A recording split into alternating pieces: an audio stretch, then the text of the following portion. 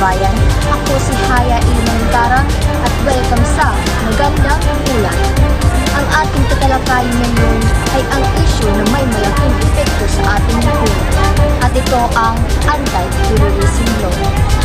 Sa ating segment, hindi lamang natin tatalakayin ang mga alalahanin, kundi magbibigay din tayo ng kaalaman kung paano natin mapapangalagahan ang ating mga batas.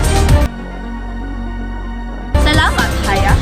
Ngayon, nandito ako sa Pulambugan, Lanao del Norte kung saan nagtipon-tipon ang mga tao upang ipahayag ang kanilang saloobin laban sa ating terrorism law. Makikita natin ang mga banner at placards na naglalaman ng mga mensahe. Bakit ka andito, January? Ano ang nagtulak sa iyo para makilahok sa rally na ito? Nandito ako dahil mahalaga sa akin ang mga karapatan ng bawat isa. Natatakot ako na ang batas na ito ay maaaring gamitin laban sa mga tao. Ang mga tao ay dapat maging mapanuri at malaman ang kanilang mga karapatan. Halaga na punto mula kay Sheila, ang pagkakaroon ng kaalaman sa ating karapatan ay mahalaga upang hindi tayo mapagbitangan. Balik sa iyo, Haya.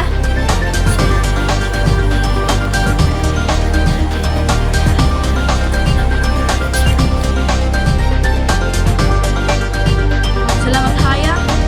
Nandito ako ngayon sa studio kasama si Ginoong Ivan, isang eksperto sa batas at karapatang pagtao.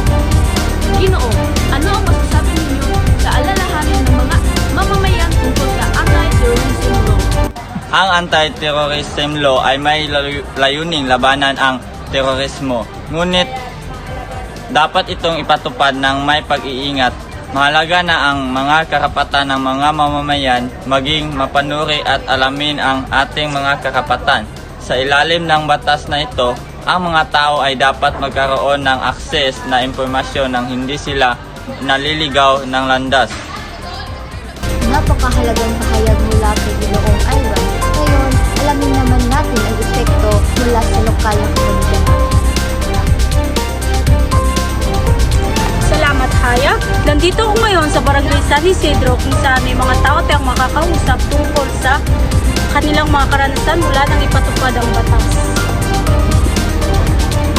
Ano ang nararamdaman mo tungkol sa anti-terrorism law, Asnaira? Natatakot, baka isipin ng mga tao na terorista ako kahit wala akong ginagawang masama. Kaya mahalaga na malaman ng lahat ang kanila ang karapatan. At kung paano to may pagtanggol, dapat tayo maging mapanuri sa mga impormasyon na ating sa mga natatanggap. Isang mahalagang punto mula kay Asnaira, ang takot at pagdududa ay nagiging sanhi ng pagkawatak-watak sa ating mga komunidad. Balik ito kay Haya.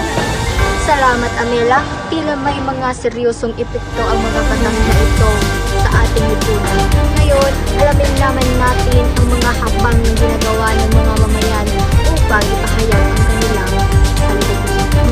Salamat, Haya. Nandito ako sa isang community kung saan titipon ang mga tao upang talakayin ang kanilang mga saloobin tungkol sa anti-terrorism law. Ano ang mga hakbang na ginagawa natin upang ipahayag ang ating saloobin? Nag-organisa kami ng mga forum at seminar upang ipaalam sa mga tao ang kanilang karapatan at kung paano nila maipapahayag ang kanilang mga saloobin nang hindi natatakot. Mahalaga ang edukasyon upang hindi tayo maging biktima ng maling impormasyon. Dapat tayo maging aktibo sa mga diskusyon at makialok sa mga ganitong isdibista.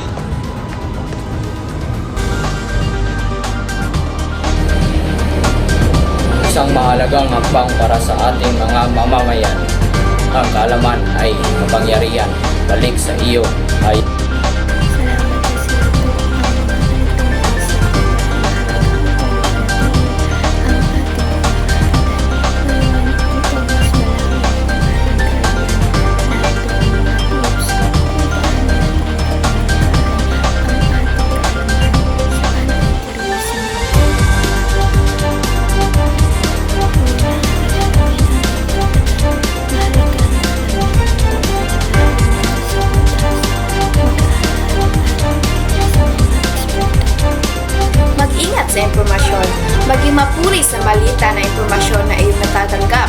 Huwag basta-basta maniniwalas sa mga hindi perpektong ulat.